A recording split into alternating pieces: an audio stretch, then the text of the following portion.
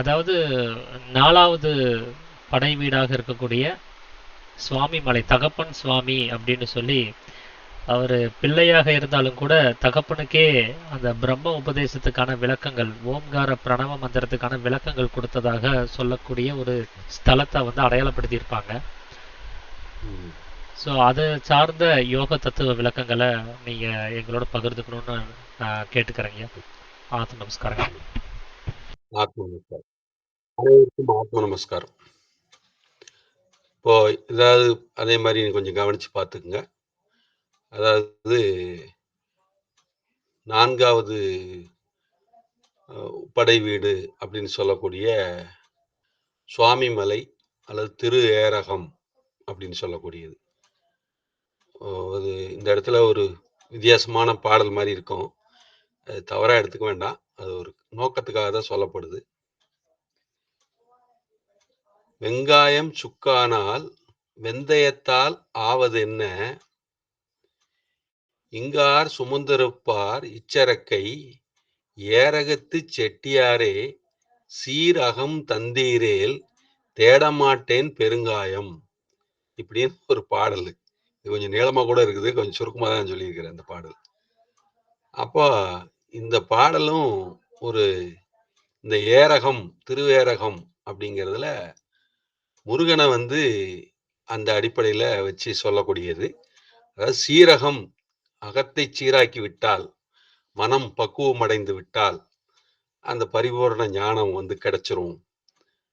அப்போ மறுபடியும் உடம்புங்கிறத மறுபடியும் எடுக்க வேண்டி வராது. தேட மாட்டேன் பெருங்காயம் அப்படிங்கிறது தான் அதோட தாத்பரியம். அதாவது மறுபடியும் வினைப்பயன் இல்லாதனால மறுபடியும் இந்த ஜட உடம்பை மறுபடியும் எடுக்க வேண்டி வராது அப்படிங்கிற அடிப்படையில் தான் சொல்றாரு. இந்த பாடல் அப்படிதான் வருது. அப்ப வெங்காயம்னா என் காயம் அப்படின்னா உடம்பு, சுக்கானால் வீணாக போய்விட்டால், வெந்தயம் அப்படின்னா அயச்சத்து, இந்த மாதிரி குளிர்ச்சி, இந்த மாதிரி பொருள்களால அதுக்கப்புறம் எனக்கு என்ன சத்தான பொருள்களால இந்த உடம்புக்கு என்ன பயன் இருக்க முடியும், வெந்தயத்தால் ஆவது என்ன, இங்கு யார் சுமந்திருப்பார் இச்சரக்கை, இப்படி பிரயோஜனம் இல்லாம போயிடுதுன்னா, காஞ்சி போச்சு அப்படின்னா அந்த உடம்பு பிரயோஜனம் இல்லாம போன உடம்ப மறுபடியும் எப்படி தொடர்ந்து சுமந்துட்டு இருக்க முடியும், சுமக்க முடியாது அப்படின்னு, இங்க யார் சுமந்திருப்பார் இச்சரக்கை அப்படின்னு சரக்குன்னு சொல்றாரு. அதனால ஏரகத்து செட்டியாரே, அதாவது மேலே சுவாமி மலையில் தகப்பன் சுவாமியாக உபதேசம் தந்த முருகப்பெருமானே அப்படிங்கிறார். அப்போ சீரகம் தந்தீரேல், என்னுடைய அகம், உள் மனம், என்னுடைய ஆத்ம தன்மை, என்னுடைய ஜீவத்தன்மை சுகம் பெற்றதென்றால், சீரானதென்றால், மறுபடியும் பெரும் காயம், மறுபடியும் உடல் எடுக்கும் அந்த தவறு, இறந்தால் தானே மறுபடியும் பிறப்பதற்கு அப்படின்னால மறுபடியும் கரு ஊரார் அப்படிங்கிற மாதிரி அந்த தன்மை உண்டாகிறதுக்கு தான் இந்த பாடல் வந்து சொல்லப்பட்டிருக்குது. அதை வந்து இங்க ஓரளவுக்கு இப்போ சொல்லியிருக்கிறேன்னு நினைக்கிறேன். அந்த அடிப்படையில தான் நம்மளுக்கு அது வந்து கும்பகோணம் பக்கத்துல இருக்குது. அப்போ அது வந்து திரு ஏரகம் அல்லது சுவாமி மலை அப்படின்னு சொல்லப்படுது. அது வந்து ஒரு 3 பாகமாக அமைச்சிருக்கிறாங்க. அதுல ஒரு 60 படிகள் இருக்குது. அந்த ஒவ்வொரு படியும் தமிழ் வருடங்கள் 60 அப்படிங்கிற அடிப்படைய வச்சிருக்காது. ஏன்னா தமிழ் கடவுள் முருகன் அப்படிங்கிற ஒரு இதுக்காக அப்படி சொல்லப்பட்டிருக்குது. அப்புறம் அப்பனுக்கு பாடம் சொன்ன சுப்பையா அப்படின்னு பாடல்ல கூட சொல்லுவாங்க. அது சுப்பிரமணியன் சுப்பையா, சுப்பையா சுப்பையான்னு நிறைய பேரெல்லாம் இருக்குது. சுப்பு அப்படின்னு வைப்பாங்க, சுப்புலட்சுமி அப்படின்னு பேர் வைப்பாங்க. இதெல்லாம் முருகன் சார்புல பேர் வைக்கக்கூடிய பேர்களா நடைமுறையில இருக்குது. அதே மாதிரி சுவாமிநாதன் அப்படின்னு பேர் வைக்கிறதும் அந்த அடிப்படையில வைக்கிறது. சுவாமிக்கே நாதனாக இருப்பதால் அப்படின்னு கூட சொல்லலாம். சிவபெருமான் தான் நமக்கு சுவாமி, அவருக்கே நாதனாக இருந்து சொன்னதுனால சுவாமிநாதன் அப்படிங்கிறது இது கருத்தா சொல்லப்படுது.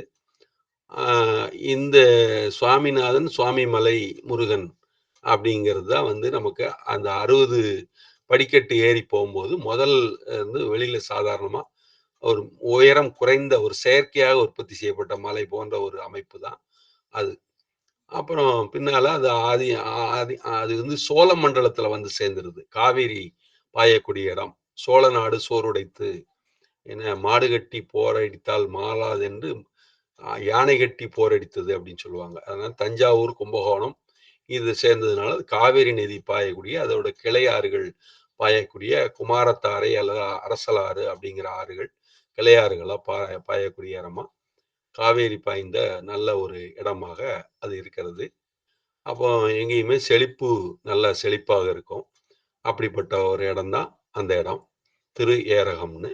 அதாவது ஏரகம்னா ஏறி செல்லக்கூடியது, முன்னேறக்கூடியது, தூய உணர்வை நோக்கி செல்வது அப்படிங்கிறதுக்கு அந்த ஏற வேண்டிய அகம் அதுதான். நம்ம போய் சேர வேண்டிய நுழைய வேண்டிய இடம் அதுதான்.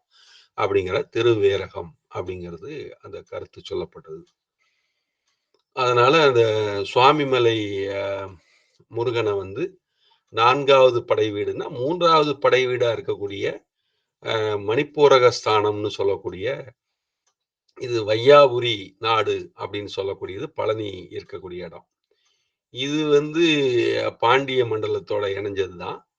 இருந்தாலும் கொங்கு இதெல்லாம் சேருது. ஆனாலும் அந்த இது கணக்கு வந்து சோழ மண்டலத்த தான் சேருது. அங்கேயும் இந்த விஜயநகர பேரரசு அந்த சம்மந்தப்பட்டதும், அ நாயக்கர் சம்மந்தப்பட்டவங்களும் அங்கேயும் திருப்பணிகள் செய்திருக்கிறாங்க பிற்காலத்துல. அதெல்லாம் நடந்திருக்குது. பிற்காலத்துல சமீபத்துல 2015லயோ என்னமோ அந்த கும்பாபிஷேகம் என்னமோ அ நடந்திருக்குன்னு நெனைக்கிறேன். அடுத்தது 2027லயோ, 6லயோ நடக்கணும்னு நெனைக்கிறேன். 27, 28லயோ 26, 27 நெனைக்கிறேன். நடக்கிறதுக்கான வாய்ப்பு உள்ளதுன்னு நெனைக்கிறேன். அப்போ அந்த மாரி 12 ஆண்டுகளுக்கு ஒரு முறை கும்பாபிஷேகம் பண்ணுவாங்க. அந்த அடிப்படையில வச்சுக்கலாம். அந்த மாதிரி அடிப்படையில சொல்லப்பட்டிருக்கு. அந்த 1, 2, 3 ஒரு ஸ்டெப்பா சொல்லப்பட்டதுல முதல்ல விநாயகரு, அப்புறம் மீனாட்சியும், சிவபெருமானும் இருக்கக்கூடிய நடுபாகம் அந்த மாரி இருக்கக்கூடியது. அதுக்கு மேல கடைசியில சுவாமிநாதன சொல்லக்கூடிய முருகன் இருக்கக்கூடியது. அபயகஸ்தத்தோட இருக்கிறாரு. அதாவது என்னுடைய பாதம் வழி நடந்து வருக. நான் நடந்த பாதை வழி. சுவாமி சிவானந்தபுரம் சார் வழியில நாம நடந்து போற மாரி, அவருடைய வழிமுறையை ஃபாலோ பண்ணி போறோம். "என் வழி நடப்பவன் இருளில் நடவான்" அப்படின்னு இயேசுநாதர் சொல்ற மாரி, அந்த தூய வழி எதுன்னு பார்த்து வாங்க அப்படின்னு அபயம் காட்டுறார். இது என் ஒருவனையே சரணாக பற்றுவாயாகன்னு கீதையில சொல்ற மாரி, அபயஹஸ்தம் முத்திரையோட பிடிச்சிருக்கிறாரு. வேல் பிடித்திருக்கிறார் அந்த இடத்துல இப்போ. அது நமக்கு முதல்ல அங்க யோக தண்டம் மாத்திரம் வச்சிருந்தாரு. பழனியில பார்க்கும்போது. அங்க வந்து மணிப்பூரக ஸ்தானத்துல ஒ விழிப்புணர்வு ஏற்பட்டது. அந்த விழிப்புணர்வு வந்து மனதுக்கு தான் அந்த ஜாக்கிரதை உண்டாகுது. அந்த மனதுக்கு ஜாக்கிரதை உண்டாகுற நிலையில, இப்ப இதுல வந்து என்ன ஆகுது உண்டாகுதுன்னு கேட்டீங்கன்னா, ஜீவனுக்கு இந்த மனம் வந்து இந்த இடத்துல ஐக்கியமாகுது. அப்ப ஜீவனுக்கு மனம் வந்து ஐக்கியமான உடனே, அது ஒரு சொப்பனம் போல இருக்குது. அது வெளிச்சமும் இருக்குது. ஆனாலும் ஜீவன் வந்து இப்போ ஜீவனுக்குள்ள வந்து மனம் வந்து இதுல ஐக்கியமா ஆயிப்போச்சு. அதுல வந்து ஜீவனுக்கு என்னடா வெளிச்சம் தெரியுதே அப்படின்னு மனதுக்கு ஜாக்கிரதை உண்டாச்சு. அதுதான் மணிப்பூரகத்துல இருந்த வெளிச்சம். இப்ப இந்த வெளிச்சம் வந்து ஐக்கிய பாவனை இருக்குது. ஐக்கிய பாவனை இருக்குது அப்படின்னு சொன்னா என்ன இருக்குது அப்படின்னா, ஆ அந்த மன ஜீவனுக்கு ஒரு சொப்பனம் போன்ற சொப்பன துல்லியம் அப்படின்னு சொல்லக்கூடிய ஒரு நிலை இதுல உண்டாயிருக்கிறது அப்படிங்கிறத சொல்றாரு. இன்னதுன்னு அறிய முடியாத ஒரு நிலையில நிலை இருக்குது அப்படிங்கிறது தான் நமக்கு இந்த சுவாமி மலையா இருக்கக்கூடிய 4வது அநாகத சக்கரமாக இருக்கக்கூடிய அநாகதம் சொல்லக்கூடிய ஸ்தானம். அப்போ அநாகதத்தை சொல்லும்போது என்னன்னா நமக்கு மார்பு ஸ்தானத்தை குறிப்பிடுறாங்க. அது வந்து மார்புல வந்து ஹிருதயம் இருக்கிறது. இப்போ நமக்கு நேற்று சொல்லும்போது மணிப்பூரக ஸ்தானத்துல அங்க செவ்வாயோட ஸ்தலம் அப்படிங்கிறத சொல்லியிருந்தோம். முருகன்னாலே செவ்வாய் அப்படிங்கிற ஒரு ஆதிபத்தியம் வரும்.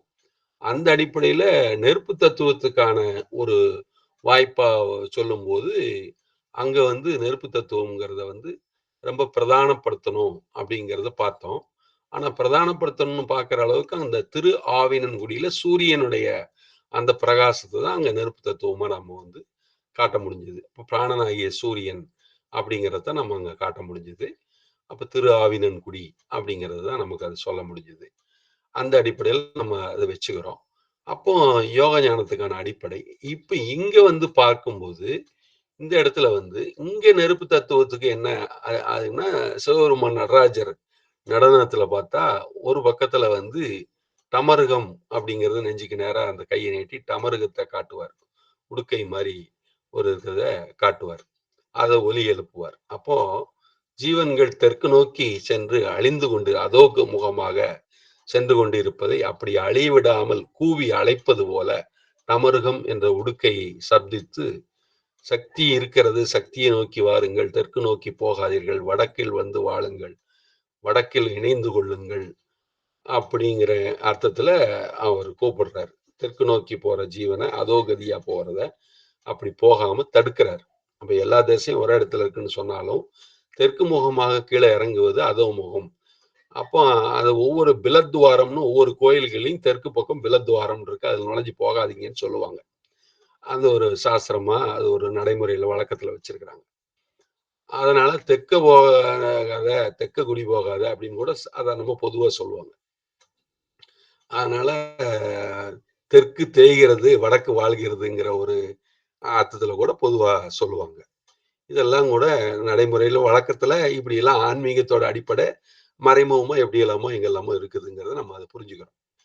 அந்த அடிப்படையில சிவபெருமான் வந்து இன்னொரு கையில வந்து நெருப்பை வச்சிருப்பாரு. அப்ப நெருப்பு அங்க இதாகுது. இப்ப அந்த ஸ்பார்க் எங்க இருக்குதுன்னு கேட்டீங்கன்னா, ஹார்ட்ல இருக்குது. அப்ப அந்த சவுண்டு, ஸ்பார்க்கும் 6 வோல்ட் இருந்து 12 வோல்ட் வரைக்கும் நமக்கு கரண்ட் இருக்குது. அப்போ அந்த 12 வோல்ட் கரண்ட்ங்கிற ஒரு அமைப்பு வந்து அந்த இடத்துல ஏற்படுறதா சொல்றாங்க.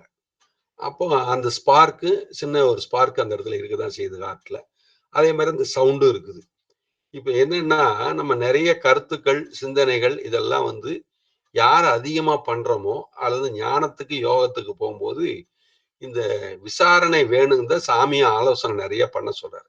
ஆலோசனை பண்ணாம நம்ம தெளிவு பண்ண முடியாது. நித்திய அநித்திய வஸ்து வேகம் பண்ண முடியாதுங்கனால தான், தீவிரமா, நுட்பமா ரொம்ப நின்னு சிந்திக்கிற நெலைம வரும். அப்படி ஆழங்கால் பட்டு சிந்திச்சால் ஒழிய, அந்த மனது அவ்வளவு சீக்கிரம் அமைதி பெறதில்ல. அப்படித்தான் வந்து மணிப்பூரகத்துல அந்த அமைதி பெற்ற மனது தான் ஆ வந்து சரி, நமக்கு ஜீவன்ங்கிற ஒரு வெளிச்சம் தெரியுதே அப்படின்னு புரிஞ்சுகிட்டு மணிப்பூரத்துல. இப்போ அந்த புரிஞ்ச மனசு, உணர்ந்த மனசு, அந்த சிந்தனையோட ஆழத்தின் தெளிவின் காரணமாக, இப்போ ஜீவனோட ஐக்கியமாயி போச்சு. எங்க? அநாகதத்துல. அப்போ அப்ப ஜீவனோட ஐக்கியமான மனது இருக்கிறதுனால, ஜீவனுக்கு இது ஜீவனுக்கே பாருங்க மனதுதான் சொப்பன துல்லியத்தங்கிற அனுபவம் மனதுக்குள்ள ஜீவன் வந்து சேர்ந்த ஜீவனுக்குள்ள மனது வந்து சேர்ந்ததுக்கு அப்புறம் ஜீவனுக்கு மனதுதான் காட்டுற மாரி ஆகுது இப்போ கணக்கு. அப்ப அந்த சொப்பன துல்லியமா இருக்கக்கூடிய ஒரு அனுபவத்த இருக்குது. எப்படி முதல்ல ஒரு சுவாதிஷ்டான அனுபவத்துல ஒரு பிரம்ம பிடிச்ச மாரி ஒரு நிலைமை இருட்டுக்குள்ள இருந்து வீட்டுக்குள்ள வந்தோம்னா ஒரு பிரம்ம பிடிச்ச மாரி கொஞ்சம் தெளிவு அடையறதுக்கு முன்னாடி இருந்த நிலைமை எப்படி இருந்ததோ, அந்த மாரி ஒரு நிலைமை. அகங்காரம் வந்து மனதுல ஒடுங்குது. அப்புறம் மனதுல ஒடுங்கும்போது, அந்த மனதுக்கு ஒரு பிரம்ம பிடிச்ச மாரி ஒரு நிலைமை உண்டாகுது. அந்த மாரி இது அடக்கமாகுது. அதாவது முதல்ல இது ஒண்ணொண்ணுலயும் அ அகங்காரம் வந்து எதுல ஒடுங்குது? மனதுல ஒடுங்குது. அப்புறம் மனது ஜீவன்ல ஒடுங்குது. ஜீவன் ஈஸ்வரன்ல ஒடுங்குது. இதுதான் மெத்தேடு. இந்த மெத்தேடு முதல்ல வந்து கணக்கு பார்க்கும்போது, நீங்க எப்படி ஆகும்னு யோகத்துல பார்த்தீங்கன்னா, இந்த அகங்காரம் வந்து முதல்ல வந்து எதோட வந்து சேருது? இந்த மனதோட வந்து சேரணும். அப்ப மனதோட வந்து அந்த சேரக்கூடிய நிலைய முதல்ல சொப்பனம்ங்கிறாரு. அப்புறம் அத சுளுப்திங்கிறாரு. என்ன? அப்போ சொப்பன நிலைமை உண்டாயி, அப்புறம் சுளுத்தி நிலை உண்டாயி தான் நமக்கு ஜாக்கிரதை உண்டாகணும். இது தலைகீழ வந்து இது நிலைமை வந்து என்ன ஆகுதுன்னு கேட்டீங்கன்னா, வெளியில ஜாக்கிரதையில இருக்குது. இந்த அகங்காரத்தோட ஜாக்கிரதையில தான் சாதாரணமா நம்ம நனவுன்னு சொல்லக்கூடியது. பகல்ன்னு இப்போ சொல்லிட்டு இருக்கிறது வந்து. அப்ப அகங்காரத்தோட ஜாக்கிரதை, உண்மையான ஜாக்கிரதை இல்ல அது. ஜீவ ஜாக்கிரதை கிடையாது. அதனால தான் சொன்னேன். ஆக்ஞாக்கு வரும்போது தான் ஜீவ ஜாக்கிரதை. அதனால இது அகங்காரத்தினுடைய ஜாக்கிரதையா நமக்கு பகல்ன்னு சொல்லப்படுது. இந்த அகங்காரத்தோட ஜாக்கிரதையில இருந்து உள்ளுக்குள்ள வந்து ஒடுங்குது. அப்ப ஒரு ஒடுங்கும்போது அது சொப்பனம் அப்படிங்கிற நிலைமை உண்டாகுது. ஒரு திக் பிரம்ம பிடிச்ச மாரி மனதுக்கும் உண்டாகுது. அப்புறம் தான் மூலாதாரம் முடிஞ்சு, அந்த இருட்டு முடிஞ்சு லேசா வெளிச்சம் லைட்டா தெரியக்கூடிய அந்த நிலையை திக் பிரம்ம பிடிச்ச மாரி லேசா வெளிச்சம் தெரியறதுக்கான ஆரம்பிக்கிற நிலையில இருக்குது. அப்புறம் வந்து மனதுக்கு ஒரு சுளுத்தி மாரி அந்த நிலைமை அதுக்கு உண்டாயிருது. அப்புறம் மனதுக்கு அந்த சுளுத்தி மாரி உண்டாயி, அதுதான் அந்த சுவாதிஷ்டான கணக்கு முடியுது. அதுக்கப்புறம் தான் அதுக்கு ஜாக்கிரதை உண்டாகுது. அந்த ஜாக்கிரதை உண்டாகிற இடம் தான் எங்க மணிப்பூரகத்துல. அப்ப மணிப்பூரகத்துல ஜாக்கிரதை உண்டாகுதுன்னா என்னது? ஜீவனோட தன்மைய நம்ம இங்க இருந்து தான் வந்திருக்கிறோம். இந்த வெளிச்சத்துல நல்லா தெரியுது. அப்படிங்கிறத மணிப்பூரகத்துல கரெக்ட்டா மனசு அ நேத்து கொஞ்சம் சுமாரா ஏதாவது சொல்லியிருப்பேனோ அதனால தான் கொஞ்சம் தெளிவுபடுத்திக்கிறதுக்காக சொல்லிட்டு இருக்கிறேன். அப்ப இது வெளிச்சத்துல அப்ப மனசு முழுசா முழிச்சிருது. அதான் மணிப்பூரகம்னா மணிப்பிரகாசம். அப்போ அந்த ஸ்டேஜ் பொசிஷன் தான் இனிமே ஞானத்துல தான் உறுதியா இருக்கணும்.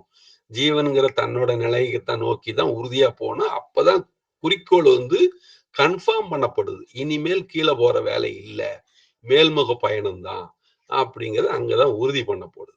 அப்ப உறுதி பண்ணப்பட்டு மேல ஏறுற இடம் தான் ஏரகம். திருவை நோக்கி ஏறக்கூடிய இடம் திருவேரகம் அப்படின்னு வருது. அப்ப இது என்ன ஆகுது? ஜீவனோட அந்த மனது ஐக்கியமாயி போகுது. ரைட்டுங்களா? அப்போ ஐக்கியமானி போன மனது ஐக்கியமானதோட அப்போ அந்த இப்ப ஜீவன் மாத்திரமா ஜீவனுக்கு இது மனசு உள்ள வந்து சேர்ந்ததுனால, அதுக்கு இப்போ சொப்பன துல்லியமாக ஒரு அனுபவமாக இருக்கிறது. சரிங்களா? இதுதான் இந்த யோக நுட்பத்தோட நமக்கு சாமி 6 ஆதார அனுபவத்துல சிவானந்த பரமஹம்சர் குடுக்கறது. நமக்கு இதுல புரியுது. அப்போ இந்த நதிகள் அந்த இதுலயும் அந்த செழிப்பான பூமி அங்கெல்லாம் இருக்கிறதையும், கடைசியில மேல வந்து சுவாமிமலை முருகன் வந்து என்ன பண்றாரு? இதுக்கு வந்து சுவாமிமலை முருகனுக்கு ஏதோ ஒரு காரண காரியம் வருது. இப்ப நான் இந்த இடத்துல ஒரு சின்ன கதை மாரி தான் ஒண்ணு சொல்றேன். என்னன்னு கேட்டீங்கன்னா, ஓதிமலை ஆண்டவர் அப்படின்னு இருக்குது. ஓதிமலை ஆண்டவருக்கு எங்கன்னு கேட்டீங்கன்னா, அது வந்து கோயம்புத்தூர்ல இருக்குது ஓதிமலை ஆண்டவர். அன்னூர்ல இருந்து போற வழி ஓதிமலை. அப்புறம் அந்த ஓதிமலை ஆண்டவர்னா 5 முகமுடைய ஓதிமலை ஆண்டவர் அப்படின்னு சொல்லுவாங்க. இந்த 5 முகம் உடையதுன்னு சொன்னா யாருன்னு சொன்னா பிரம்மான்னு அர்த்தம். அப்ப பிரம்மா தான் இருக்காருன்னு பார்த்தா இல்ல. முருகன் தான் இருக்கிறார். என்ன கணக்கு 5 முகமா 5 முகம் யாருக்கு உண்டுன்னா சிவபெருமானுக்கு தான் 5 முகம் உண்டு. நமச்சிவாய அப்படின்னு அந்த வார்த்தை சொல்றோம் இல்லையா? 5 எழுத்து மந்திரம். அந்த மாரி கணக்கு சிவபெருமானுக்கு தான் உண்டு. ஒரு முறை வந்து பிரம்மாவுக்கு 4 முகம் தான். மனம், சித்தம், புத்தி, அகங்காரம் 4 முகம். ஒரு முறை என்ன பண்ணிட்டாரு பிரம்மா, அ இந்த நடனம் மாது திலோத்தமை வந்து ஆகாசத்துல நர்த்தனம் ஆடும்போது, சிரசுக்கு மேல தலை ஆகாசத்துல ஒரு சிரச ஆகாசத்த பார்த்து ஒரு சிரசை உற்பத்தி செய்து கொண்டு அந்த நடனத்தை ரசிக்கிறார் அப்படிங்கிறது. அகங்காரம் வந்து அதிகபட்சமா போகுது அப்படிங்கும்போது நம்ம எடுத்துக்கலாம். அப்போ சிவபெருமான் அப்படி 5 தலை எனக்கு தான் இருக்கணும்.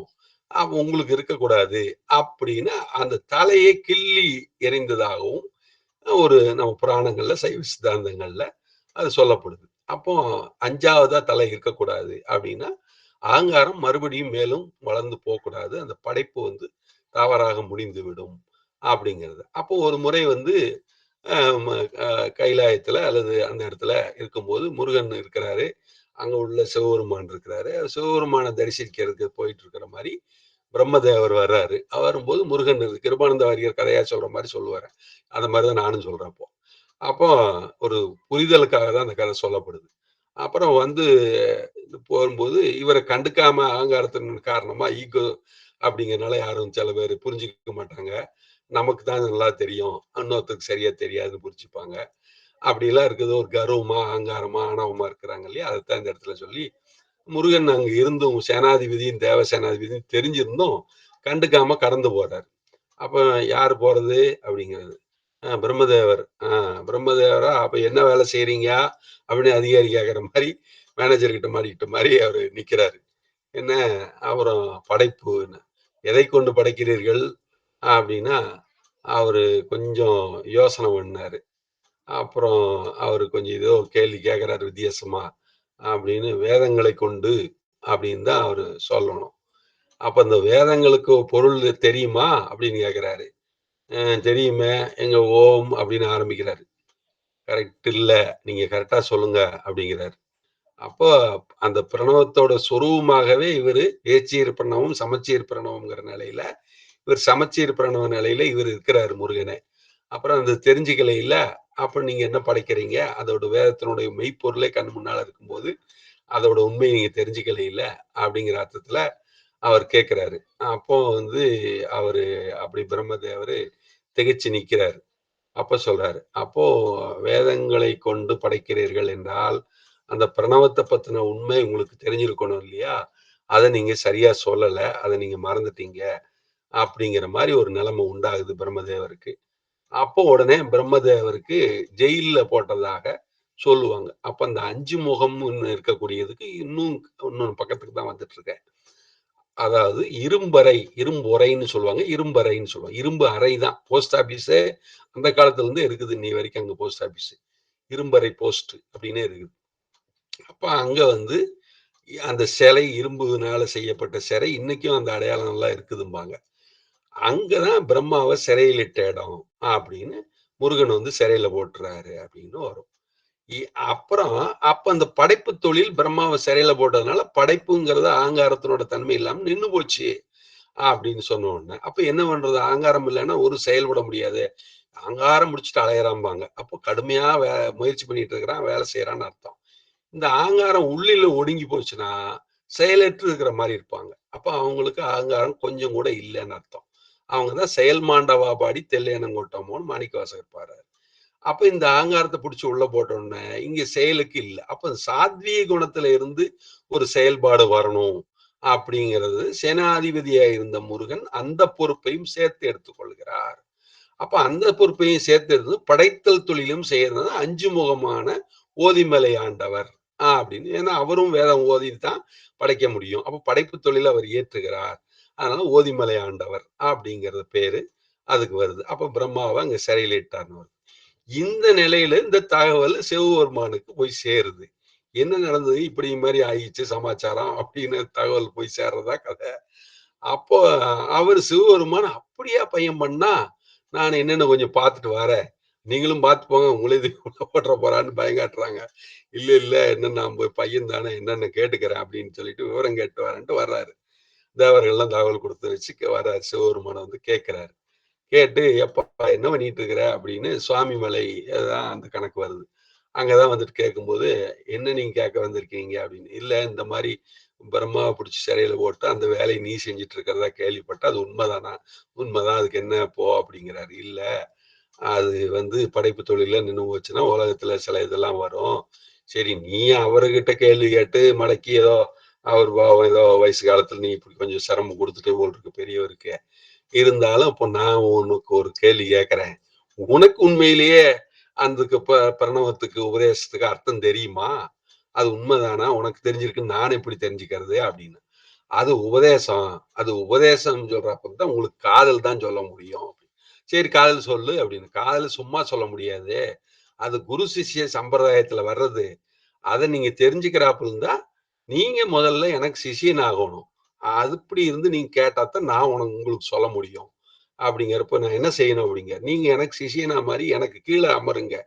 நாம தான் மேல இருப்பேன். அப்படின்னு சொன்னோனே, அவரு தூக்கிக்கிறாருன்னு கூட சொல்லுவாங்க. அதனால மேல முருகனும், கீழ வந்து சிவபெருமானும் அப்படிங்கிற மாரி ஒரு கருத்து வரும். அத தோள்ல தூக்கிறதா கூட அந்த மாரி காட்சிகள் இருக்குது.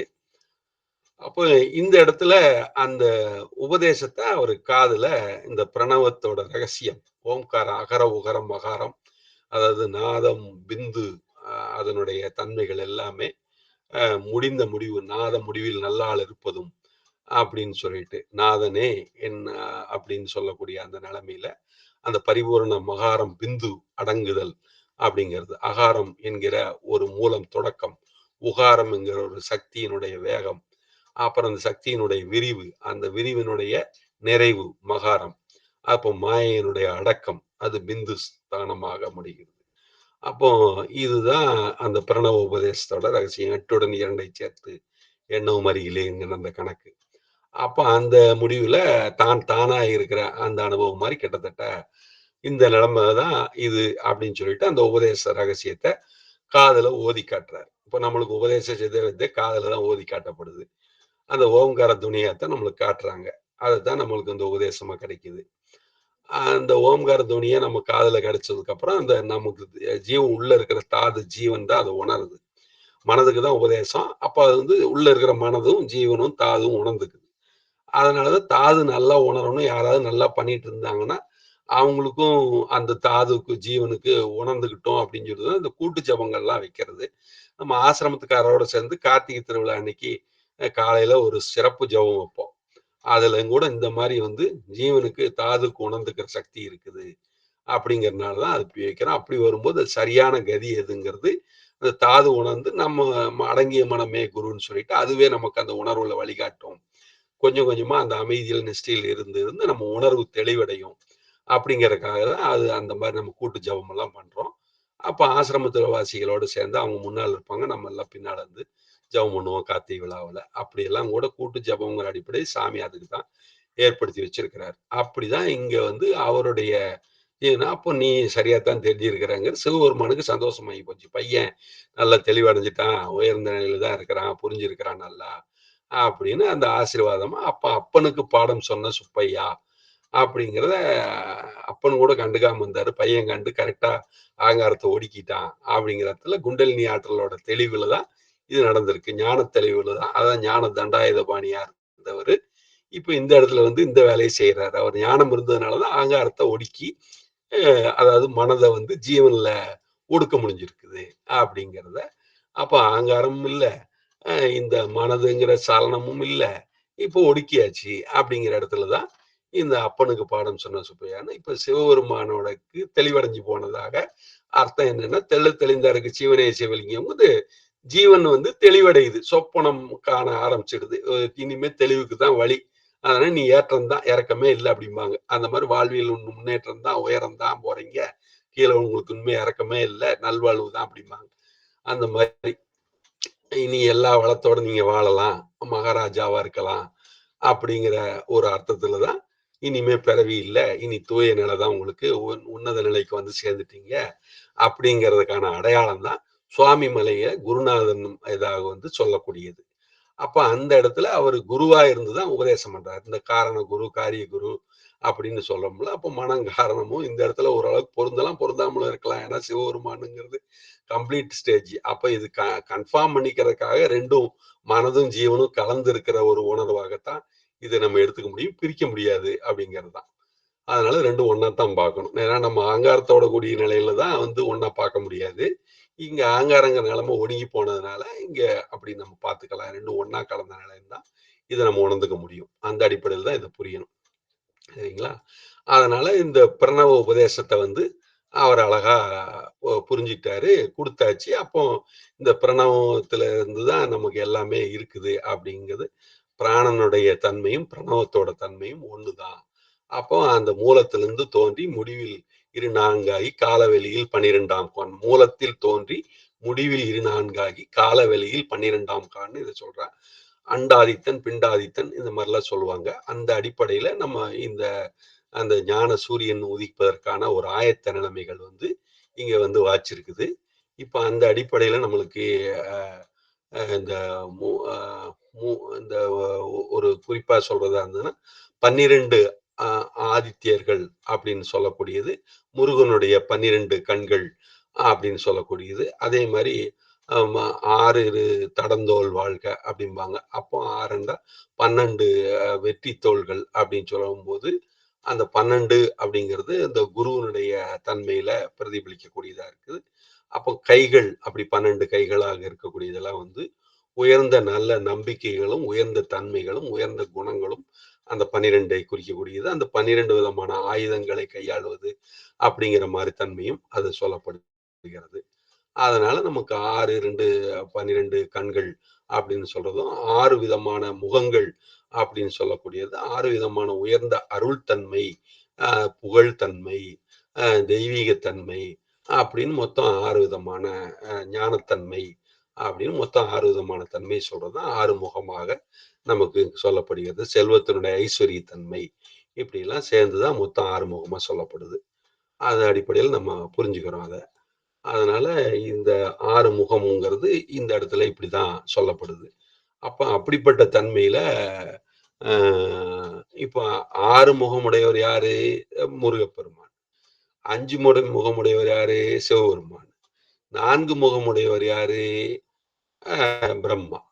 அப்ப 4 முகம், 5 முகம், 6 முகம்ங்கிறத இதுலருந்து நம்ம புரிஞ்சுக்கிறோம். அப்புறம் இந்த தன்மையில இந்த உபதேசம் நடைபெற்றது.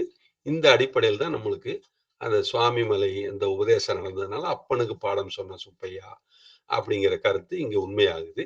இதுக்கு அங்க சுற்றி இருக்கிற அந்த பக்தர்கள் எல்லாம் வந்து சுவாமிமலையிலயும் நல்ல பக்தி விசுவாசத்தோட, நம்பிக்கையோட போறாங்க. மேல போய் அந்த பரிபூரணமா இருக்கக்கூடிய முருகன தரிசனம் பண்ணி, அந்த மன சாந்தியை பெற்று திரும்புகிறார்கள். அதனால இருக்கிறதுலயே அ இந்த 4வது படை வீடா இருக்கக்கூடிய இதுக்கு வந்து சிற சிறப்பு தன்மையா குரு ஸ்தானத்த வந்து நம்ம உச்சபட்சமா குடுத்துருக்குறாங்க. இதெல்லாம் ஞான பண்டிதா அப்படின்னு பழனியில சொன்னாலும் கூட, இந்த இடத்துல தான் அந்த குருஸ்தானம் வந்து நிலை பெற்று நல்லாவே இருக்குது. அது அங்க திருச்செந்தூர்லயே நம்ம குருஸ்தானம்னு சொன்னது வந்து, அந்த அறியாமை நீக்கக்கூடிய இடத்துல, அந்த ஒரு இடத்துல. இங்க வந்து ஞான வெற்றியே அடைஞ்சாச்சு அப்படிங்கிறது. அறியாமையிலிருந்து வெற்றி அடைஞ்சது வேற, ஞானத்திலிருந்து வெற்றி அடைஞ்சது வேற. அப்படிங்கிறது இங்க ஞான வெற்றியை தான் குறிக்குது. ஞானம் அடைந்திருக்கிறது, ஞானத்துக்கான உபதேசம் பெறுவது பழனின்னா, இந்த ஞானத்துல வெற்றி அடைஞ்ச நிலையாக, அந்த பிரணவத்த பத்தி நன்றாக தெரிந்து கொண்ட நிலையாக, இது உணர்த்தப்பட்ட நிலையாக, உணர்ந்து கொண்ட நிலையாக, 2 நிலையும் கலந்த நிலையாக இருக்குது. அந்த நிலையினால தான் இந்த ஜாக்கிரதைங்கிறது சொப்பனம் துல்லியமாக கிட்டத்தட்ட இனி அடுத்து உணர்ந்துரும் அப்படிங்கிற அர்த்தத்துல தான் இது வந்து சேருது. எந்த இடத்துல வந்து சேருது? அதாவது மணிப்பூரக ஸ்தானம் தாண்டி இந்த மனது இப்போ ஜீவனுக்குள்ள ஐக்கியமாயி போச்சு. அப்போ இப்ப ஜீவனுக்கு சொப்பன துல்லியமான நிலையா இன்னதுன்னு தெரியாத ஒரு நிலைய திகைப்பு நிலையில இருக்கக்கூடிய இந்த இடம் தான் நம்மளுக்கு ஞான வெற்றி பெற்ற இடமாக, ஞானத்துல அந்த உறுதி செய்யப்பட்ட இடமாக, முன்னேற்றத்துல நல்லா ஸ்ட்ராங்கா மேல் நோக்கி போறக்கூடிய உன்னை குண்டலினியோட எழுச்சியிலும் மேல் நோக்கி போகக்கூடிய நிலையில இந்த கருத்துக்கள் வந்து முன்மூலையில சில கருத்துக்கள், பின்மூலையில சில கருத்துக்கள் பதியுது. பழைய கருத்துக்கள் சித்தம் எல்லாம் வந்து பின்மூலையிலும், இப்ப இருக்கிற தற்காலிகமா இருக்கிற கருத்துக்கள்லாம் வந்து முன்மூலையிலும் பதியப்படும். இப்ப இந்த கருத்துக்கள்லாம் பார்த்தீங்கன்னா, நியூரான்கள்ல வந்து 13,00,000 ட்ரில்லியன் நியூரான்கள் நம்ம மூளையில இருக்குன்னு சொல்லுவாங்க. இதெல்லாம் ஞாபக சக்திய பத்தி பேசும்போது, நமக்கு மகான்களே வந்து 2 1/2% தான் மூளைய பயன்படுத்தியிருக்காங்க. அ அப்புறம் சாதாரண விஞ்ஞானிகள் 1, 1 1/2% தான் பயன்படுத்துறாங்க. சாதாரண மனுஷன் ரொம்ப கீழ அதுக்கும் கீழ கால்வாசி கூட பயன்படுத்தாத ஆளு கூட இருக்கிறாங்க. ஏதோ கால்வாசி பயன்படுத்துறவன் கொஞ்சம் நல்ல சிறந்த மனிதனாக, கொஞ்சம் உற்சாகம் உள்ளவனாக, ஏதோ சாதனைகள உலகியல்லயே அதிலயே சாதனை பண்றவனாக இருக்கிறான் அப்படிம்பாங்க. அது விஞ்ஞானின்னு சொன்னா 1 1/2% பயன்படுத்துறாங்கன்னு சொல்லுவாங்க. பெரும்பாலும் அந்த மூளை கரையான் தான் தின்னு ஓடுது, மண்ணுக்குள்ள தான் புதைச்சு போடுறாங்க அப்படின்னு தான் சுவாமி விவேகானந்தர் சொல்றாரு. அதனால மூளைய துருப்பிடிக்க விட்டுறாதீங்க, மூளைய கரையான் விட்டுறாதீங்க. மூளையில என்ன களிமண்ணா இருக்குது உங்களுக்கு அப்படின்னு சொல்லுவாங்க. அதனால வந்து மூளையில பயன்படுத்தணும் அப்படின்னா 13,00,000 நியூரான்கள் ட்ரில்லியன் 13,00,000 ட்ரில்லியன் நியூரான்கள் இருக்குது அப்படின்னு சொல்றாங்க. அப்ப அதெல்லாம் பயன்படுத்தணும் அப்படின்னு சொன்னோம்னா, அதுக்கு நிறைய நல்லா சாமி சொன்ன மாரி ஆலோசனைகள்லாம் சிறந்த நுட்பமா பண்ணா தான் அது சாத்தியம். இப்ப இது எதுக்கு சொல்ல வந்தேன்னா, அந்த முன்மூலையில இருக்கிற கருத்தும், பின்மூலையில இருக்கிற கருத்தும் அதிகமாகும். நீங்க ஞான நுட்பத்த தெரிஞ்சுக்கிறதுன்னா, கடவுளாவே ஆகுறது லேசு இல்ல. பிரம்ம ஞானம் எளிதோ அமைந்தான். இது கடவுளாவே ஆகிறது. அப்படிங்கும்போது, சகல விஷயத்த குறிச்ச அனுபவமும், துல்லியமும் உங்ககிட்ட இருந்தாகணும். அப்ப அந்த அளவுக்கு நீங்க ஆழங்கால் பட்டுத்தான் ஆகணும். ஒண்ணும் தெரியாம இருக்குன்னா, ஒண்ணும் தெரியாம இருக்க. எல்லாம் தெரிஞ்சுட்டு ஒண்ணும் தெரியாத மாரி இருக்கிறது. எஞ்ஞானம் இல்லாதேன் இன்பப் பெருமானேன்னு மாணிக்கவாசகர் சொல்றாருன்னா, அப்படி அர்த்தத்துல நீங்க எடுத்துக்க முடியாது. சர்வ ஞானமும் தெரிஞ்சு அடக்கமா இருக்கிறது வேற. ஒண்ணுமே தெரியாம மௌனத்துல இருந்து தப்பிச்சுக்கிற மௌனத்துல இருக்கிறது வேற. இங்க வந்து பூரணமா மௌனத்துல இருக்கிறதுங்கிறது நல்லா தெரிஞ்சதுக்கு அப்புறம் வந்த அடக்கம். அடக்கம் அமரர் அருள் உய்க்கும். அடங்காமை ஆரருள் உய்த்திடும். குறைகுடம் கூத்தாடும் நிறைகுடம் தழும்பாதுங்கிற அர்த்தத்துல நம்ம புரிஞ்சுக்கணும். சரிங்களா? அப்ப இது எதுக்கு சொல்ல வந்தேன்னா, அப்ப இந்த முன்மூலையில இருக்கிற அந்த கருத்துக்கள் நியூரான்களும், பின்மூலையில இருக்கிற கருத்துக்கள் பதிஞ்சப்பட்ட அந்த நியூரான்கள் எல்லாம் சேர்ந்து அதிர்வுகளை உண்டாக்கும். அந்த அதிர்வுகளை உண்டாக்கும்போது, நமக்கு செவியில் அந்த ரீங்காரம் போன்ற, ஓம்காரம் போன்ற ஒரு நாத துணி கேட்கும். ஒவ்வொருத்தருக்கும் ஒரு வித்தியாசம் இருக்கலாம். அப்போ சாதாரணமா இந்த காய்ச்சல் அடிக்கும்போதோ, பசி மயக்கத்துல இருக்கும்போதோ, எங்கேயோ காட்டுக்குள்ள போய் அமைதியா இருக்கும்போது, ஒரு காட்டு ஈ கத்துற மாரி இருக்கும். அந்த மாரி இருக்கலாம். ஒரு டிரான்ஸ்ஃபார்மர் பக்கத்துல கூட ஒரு ஹம்மிங் சவுண்ட் போட்டுக்கலாம். இல்லைன்னா நேச்சுரலா அந்த கூட சவுண்ட் கூட வயல்வெளி கூட சவுண்ட் இல்லைன்னா நேச்சர்லயே ஒரு ஹம்மிங் சவுண்ட் இருக்கும். அந்த ஓம்கார ரீங்கார மாதிரி ஒரு சவுண்ட் இருக்கும். அந்த அந்த சவுண்டு நீங்க செவி மடுக்க முடியும் இந்த யோகத்துல. மேல வந்து உங்களுடைய கருத்துக்கள் எல்லாம் உன்னதமான நிலையை நோக்கி வந்துச்சு அப்படின்னா, அந்த மூளையில முன்மூளையும் பின்மூளையும் சேர்ந்து அதிர்வதனால அந்த வேக்குவத்துல அந்த சத்தம் கேட்கும். அது உங்க காதுல இடது காதுல அதிகமாக கேட்டால் நீங்கள் ஞானம் அறியப்பட்ட மனிதராக அறியப்படுவீர்கள். உங்களுக்கு வலது காதுல கேட்டுச்சு அப்படின்னா உங்களுக்கு ஞானமும் இருக்கும், அதே நேரத்துல பிரபலம் அல்லது செல்வாக்கு செல்வமும் கிடைக்கும் அப்படிங்கிறது சில அனுபவபூர்வமான சில பேர் சொல்லி நான் கேட்டிருக்கிறேன். இப்ப என்னைய பொறுத்தவரையில எப்போதுமே வந்து இடது காதுல அதிகமா தான் இருக்கும், வலது காதுல மிக குறைவாக இருக்கும். இப்படி ஒரு அனுபவம் உண்டு. இது இருந்துட்டு எப்போதும் இருக்கு. அது வந்துட்டா போகாது உங்களுக்கு. அதுக்கப்புறம் ஸ்டாண்டர்டு தான் அது. நான் ஸ்டாண்டர்டு கிடையாது. இது ஏதோ காதுல சில நோய் வந்ததுனால வந்தது கணக்கு அப்படிங்கிறது கிடையாது. அப்படி சில பேருக்கு அந்த நோயின் காரணமாகவும் சில பேருக்கு இருக்கும். அது சில கிருமிகள் தாக்கத்தினால அந்த மாரி இருக்கும். அப்போ வந்து பூண்டு இத வந்து லேசா உரிச்சு அந்த மாரி வச்சுட்டாலோ, சில தேங்காய் எண்ணெய் ஊத்தி கொஞ்சம் லேசா ஒரு சொட்டு லேசா காய்ச்சி இந்த விளக்கு மூக்குல மிளகாய்க்குள்ள விதையெல்லாம் எடுத்துட்டு லேசா விளக்கு மூக்குல இட்டு 1 சொட்டு 2 சொட்டு விடுவாங்க. பழைய காலத்துல வந்து சும்மா தண்ணி அடிச்சு இதெல்லாம் காது கிளீன் பண்ணுவாங்க. மிலிட்டரி மெத்தடுன்ட்டு. அதெல்லாம் கூட நல்லதில்ல. இப்ப திருநீற்று பத்திரி சாறு விட்டு கொஞ்சம் கிளீன் பண்றது அப்படிம்பாங்க. இப்படி ஏதோ ஒண்ணு பண்ணி அது வந்து வெண்டைக்காய், பழைய சோறத்த சாப்பிட்டாச்சுன்னா, காதுல சீவடிகிறது நிக்கும்பாங்க. அதுலயும்னாலயும் ஒரு ஒரு பாதிப்பு உண்டாகி அப்படி காதுல கேட்கலாம்பாங்க. இப்ப நம்மளுக்கு அந்த ஒரு உதாரணத்த காட்டுறதுக்காக தான், இந்த லாகிரி மகாசேயர் வழியில பரமஹம்ச யோகானந்தர் அவங்க வந்து இந்த மோதிர விரலு, சண்முகி முத்திரைன்னு சொல்லி போட்டு இந்த மோதிர விரல வந்து உள்ள காதுல 2 விரல்ல அடிச்சீங்கன்னா, உள்ள ஒரு ஓம்கார தொனி கேட்கறது, ரத்த ஓட்டம் ஓடக்கூடிய அந்த சவுண்ட கேட்டு, அதுல லயம் பண்றது சொல்லுவாரு. லாகிரி மகாசேயர் சொல்லும்போது என்ன சொல்லுவாருன்னா, இப்படி அநாகத தொனி உங்க காதுல உண்மையிலே கேட்க ஆரம்பிப்பது, அந்த பக்குவத்துல நீங்க இருக்கும்போது, அந்த அநாகத தொனியும் சேர்த்து, உங்க பிராணனும் நெற்றிக்கண்ணுல புருவ மத்தியில செலுத்திட்டு, இந்த 2 கண்ணோட பார்வை ஒளியும் சேர்த்து, மொத்த உணர்வையும் ஊசி முனை அளவு பின் பாயிண்டா புருவ மத்தியில, ஹிருதயஸ்தானமாகிய அந்த இடத்துல பிராண சூரியன் இருக்கக்கூடிய இடத்துல நெற்றிக்கண்ல துல்லியமாக நீங்க நிலைநிறுத்த வேண்டும். அப்படி அந்த அநாகத தொனியோடு சேர்த்து நீங்க அப்படி இந்த அநாகத தொனிய நீங்க அப்படி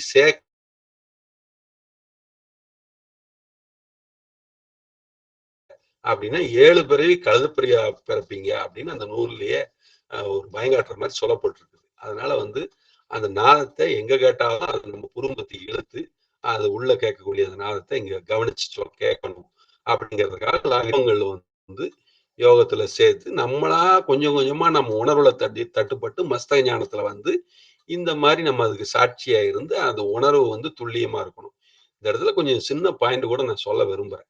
அதாவது என்னன்னா, நம்ம எல்லாரும் ஒரு 15 நிமிஷம் அமைதியா இருப்போம். 20 நிமிஷம் 1/2 மணி நேரம் அதிகபட்சம் அமைதியா இருப்போம்னு நெனைக்கிறேன். அ அப்புறம் என்ன பண்ணிருவோம்? தூங்கி போயிருவோம். அந்த தூங்குறதுக்கு போக விடாம விழிப்புணர்வு இருந்து ஜெபம் செய்யுங்கள்ல, அதுக்கு தான் சொல்றாரு. அப்ப ஏதாவது ஒரு சும்மா இருந்து பயிற்சியும் பண்ணல, சும்மா தான் இருக்கிறோம், சாதாரண சுவாசத்துல இருக்கிறோம் அப்படின்னா, அடுத்த கட்ட வேலை என்ன? வேலை ஒண்ணும் இல்லன்னா படுத்து தூங்க வேண்டியதா, சும்மா ரெஸ்ட் எடுத்துட்டு இருக்குது.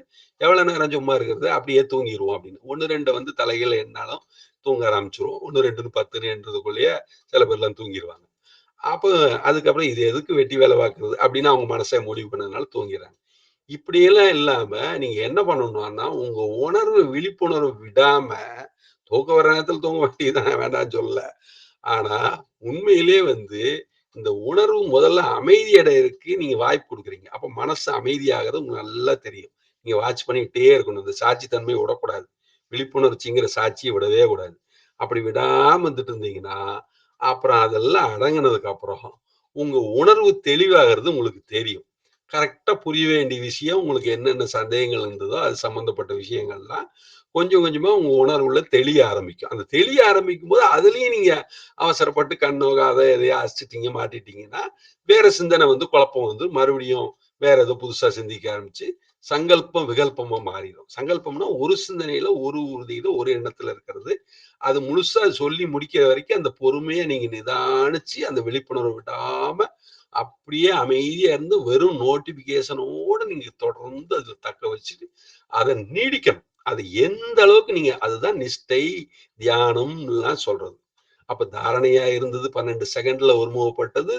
144 செகண்டா தியானமா நீடிச்சது. இன்டு 12 144 அப்படிங்கிற அளவுக்கு நீடிச்சும்போது, அது ஒரு சாவிகல்ப சமாதி. அந்த ஒரு எண்ணத்த குறித்த விஷயம் உங்களுக்கு அத்துப்படி ஆகுது. உதாரணத்துக்கு நிலாவ பத்தி நீங்க தெரிஞ்சுக்கணும்னா, இது சம்யமான்னு சொல்லுவாங்க. தாரணை, தியானம், சமாதி 3யும் ஒன்று சேர்க்கிறதும்பாங்க. அப்படி எதை குறித்த அறிவு வேண்டுமானாலும், இந்த 3யும் ஒன்று சேர்த்தால், அந்த விஷயத்தை குறித்த அறிவை நீங்க பெற்றுக்கொள்ள முடியும். அப்போ லாங்டிவிட்டியா விழிப்புணர்வோட நீங்க இருக்க வேண்டியது அவசியம். இதுக்குத்தான் நிஷ்டையும் கைகூடும் அப்படிங்கிற இந்த பாட்டுல கூட சொல்றாங்க. அப்ப இந்த தெளிவு நம்மளுக்கு உறுதியாக வேணும். அப்ப இந்த தெளிவுல நீ ஒவ்வொரு சித்த வித்தியார்த்தியும் இந்த மனத்தை அமைதியா வச்சு பழக்கிற பழக்கத்த, ஜீவன் மாத்திரமா இருந்து இருக்கிற பழக்கத்த, அந்த பேரமைதியில நீடிச்ச விழிப்புணர்வோட சாட்சித்தன்மையோட இருந்த பழக்கத்த பழகுனாதான் உள் உணர்வுங்கிற மஸ்தகத்தில் பார்த்து படிக்கிற சாமி சொன்ன படிப்பு நம்மளுக்கு வந்து சேரும். அப்படி இந்த சுவாமி மலை முருகனை பத்தி சொல்லும்போது இந்த மத்தக படிப்பு அவசியம். புத்தக படிப்பு போய் மத்தக படிப்பு மெய்யுங்கிறது நமக்கு எல்லா விதமான அடிப்படையும் நமக்கு உள்ளில் இருந்த அந்த பேரறிவிலிருந்து தான் நமக்கு வந்து சேரணும். எல்லா விதமான வழிகாட்டலும் உள்ளிருந்து வரும்போது தான் அந்த உள்ளிருந்து ஓங்குவிக்கும் சீரோன் கடல் வெல்க அப்படின்னு மாணிக்க வாசகர் சொல்றாரு. அப்போ ஜோதி வந்து உள்ளிருந்து நமக்கு ஓங்குவிக்குது. அப்போ அந்த உள்ளிருந்து ஓங்குவிக்கக்கூடிய இந்த ஜோதியோட இந்த ஜோதியாகி இயற்கையோடு இணைந்து நடக்கிறக்காக தான் சிவானந்த வரம்புசர் நம்ம இயற்கைக்கு அதீதமாகவோ இயற்கைக்கு அடிபணிந்தோ இயற்கையை தாண்டியோ போகாதீங்க, இயற்கையோடு இணைந்து போறது இதுதான் சொல்லி கொடுக்குறாரு. அப்ப எதை குறித்தும் ஆலோசனை செய்யும் போது நம்ம மனசு அமைதியா இருந்து உள்ள பார்க்குது இல்லையா, அப்ப நமக்கு ஞாபகம் வராதெல்லாம் ஞாபகத்துக்கு வருது இல்லையா, அதே டெக்னிக் தான் இது. அது நல்ல நீடிக்கிற விழிப்புணர்ச்சி விடாம நீடிக்கிற இந்த தன்மையை கொஞ்சம் கூட பெசகாம ஒரு மயிரளவு கூட பெசையாம அணுப்பிரமாணம் கூட பெசகாம இதை கரெக்டா உணர்ந்து புரிஞ்சு ஒவ்வொரு சித்த வித்தியார்த்தியும் செய்யும் போது எல்லாருக்கும் இந்த மஸ்தக ஞானம் வந்து தனக்கு தேவையான எல்லா விஷயங்களையும் நமக்கு நாமளே நாம தெளிவடைஞ்சுக்க முடியும்.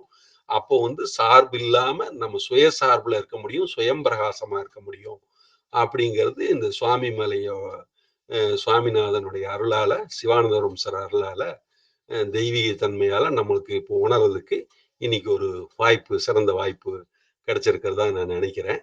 இப்போ உண்மையிலே பார்க்க போனா இன்னைக்கு வந்து திங்கட்கிழமை. அந்த திங்கட்கிழமை கணக்குல செவ்வாய் ஓரை வந்து 11 to 12 இருக்கும். இப்போ குரு ஓரையே நடந்துட்டு இருக்குது 10 மணி 13 நிமிஷத்துக்கு 10 to 11 அந்த மாதிரி கூட நானும் கூட சில கால்குலேஷன் பண்ணுவேன். எனக்கு அதில் விழிப்புணர்வு வந்ததுனால அதை பத்தி நான் சொல்ல வேண்டியதா இருக்கு. அதனால இது குரு உபதேசமாவே கரெக்டா அந்த குருல உள்கோரை கூட குருவா இருந்திருக்குது. 10 மணி இருந்து 12 நிமிஷம் வரைக்கும் குரு ஓரையில குரு உள்கோரை அது கூட கரெக்டா இருந்திருக்குது. அந்த அவ்வளவு துல்லியமாக பிரபஞ்சமும் பிரம்மமும் இயங்குது. அதாவது ஒரு ஒரு என்னது முனை அளவும் கூட தவறு நேராதிபதி தான் இறைவனுடைய ஆட்சி ஆளுமை இருக்குது, ஈஸ்வரனுடைய தன்மை அப்படிங்கிறத நல்ல ஞானம் வந்தவர்கள் துல்லியமாக உணர்கிறார்கள். அதனால்தான் அவர்களால் பேர் அமைதியில் வீற்றிருக்க முடிகிறது. அதனாலதான் அவங்களால ஸ்திதித பிரஞ்சன் என்ற உறுதி பெற்ற மனநிலையில் எப்போதும் ஆனந்த மத்தர்களாக இருக்க முடியுது. ஆனந்தத்திலிருந்து பிறந்தோம், ஆனந்தத்துல வாழ்கிறோம், ஆனந்தத்துல லயிக்கிறோம் அப்படின்னு சொல்லுவாங்க. காட்டி வைத்தால் யார் ஒருவர் காணாதாரே, கூட்டி வைத்தால் யார் ஒருவர் கூடாதாரே அப்படிங்கிற மாதிரி இருக்கிறதுனால அவன் அருளாலே அவன் தாள் வணங்கிய மாதிரி எல்லாமே அவன் செயல் அப்படிங்கிற தன்மை இருந்தாலும் இந்த ஒத்துழைக்க வைக்கிறதுக்கு அவன் நமக்கு தூண்டுகிறான். அப்போ ஒத்துழைக்க வைக்கிறதுக்கு தூண்டும் போது அதை நம்ம சரியா விழித்திருந்து புரிஞ்சுக்கணும். அறியாமைங்கிறது மயக்கம், தூக்கம், தமோ குணம்ங்கிறது அதுதான். அப்ப அதை நீக்கி கொண்டு இந்த துல்லியமான பார்வை நமக்கு வந்து சேரணும். நம்ம இந்த மாற்றி பிறக்க வழி எனக்கு கிட்டுது இல்லைன்னு மாற்றி பிறக்கிற வழி இதுதான். நீ மறுபடியும் மறுபடியும் பிறவாவிட்டால்னா அறியாமையிலிருந்து தப்பி ஞான குழந்தையா நம்ம மாறுறதுதான். அப்ப ஞான தெளிவு அடையிறது தான் மறுபடியும் பிறக்கிறது. அப்ப தேவனுடைய ராஜ்யத்தில் பிரவேசிக்க முடியும் அப்படிங்கிறது தான். அப்போ அந்த மாதிரி சாதாரணமா என்ன சொல்லுவோம், கர்த்தருக்குள் நித்திரை அடைந்தார்னா அந்த பூரணத்தை தெரிஞ்சுட்டு ஐக்கியமான சிவலோக பதவி அடைஞ்சான்னா பூரணத்தை தெரிஞ்சு பூரணத்துல ஐக்கியமானன்னு அர்த்தம். அப்ப வைகுந்த பிராப்தி அடைஞ்சாருன்னா இதுதான். இப்ப நேர்வழி நடப்பதற்கு பாதை வேணும் அப்படிங்கிறது, நேராக நடப்பதற்கு எனக்கு வழி வேண்டும் அப்படின்னு தான் அருணகிரிநாதரும் பாடுறாரு. அப்ப அருணகிரிநாதர் பாம்பன் சுவாமிகள் எல்லாம் நிறைய மகான்கள்லாம் வந்து தரிசனம் பண்ண இடம். குமரகுருபர்லாம் வந்து இது பண்ண இடம். அது மாதிரிலாம் நிறைய மகான்கள் வந்துட்டு போயிருக்கிறாங்க. அதனால எத்தனையோ முருக பக்தர்களா இருந்து அதே மாதிரி வியாசருடைய இது வந்து இருக்கு. கச்சியப்ப சிவாச்சாரியர் எழுதியிருக்கிறாரு. அந்த மாதிரி முருகனை பத்தி எழுதாதவர்கள இல்ல. அப்புறம் வண்ணச்சரபம் தண்டபாணி சுவாமிகளும் வந்து தரிசனம் பண்ணிட்டு போயிருக்கிறாரு. அது மாதிரி நிறைய முருக பக்தர்களும் வந்து அந்த பக்தி உணர்வோட அவங்களுக்கும் சில ஆனந்தங்கள் கிடைக்கிறதுனால தான் அவங்களும் காவடி எடுத்துட்டோ வந்துட்டோ அந்த பஜனை இதெல்லாம் பண்ணி வந்துட்டு போறாங்க அப்படிங்கிறது ஆகுது. அதனால இவ்வளவு பெரிய பேருண்மை வந்து நம்மளுக்கு இந்த 4வது படை வீடாகிய இதுல கிடைச்சிருக்குது. நாளைக்கு வந்து 5வது படை வீடு. இதை இதோட நிறைவு செய்துட்டு 5வது படை வீடு நாளைக்கு திருத்தணி முருகன் அமைதி பெற்றார் அப்படிங்கிற அடிப்படைய நாளைக்கு 5ஆம் படை வீடு திருத்தணி அப்படிங்கிறத நாளைக்கு ஆரம்பிச்சுக்கலாம்னு நினைக்கிறேன். இன்னைக்கு இதோட இந்த அளவுல நிறைவு செய்கிறேன். உங்களுக்கு வேற ஏதாவது கேள்வி இருந்தாலும் கேட்கலாம். ஓரளவுக்கு சொல்லியிருப்பேன்னு நினைக்கிறேன். அனைவருக்கும் ஆத்ம நமஸ்காரம். ரமேஷ் ஐயா. ஐயா ஆத்ம நமஸ்காரம் ஐயா. ஒரு நல்ல ஒரு விளக்கமாவே இருந்ததுங்க அது. ஆமா ஆமாங்க, ரொம்ப டீட்டெயில்டான விளக்கமாவே இருந்தது. ரொம்ப நன்றிங்க. ஆத்ம நமஸ்காரங்க. வேற யாராவது ஏதாவது விஷயங்களை பகிர்ந்துக்கிறது தான் பகிர்ந்துக்கலாங்க.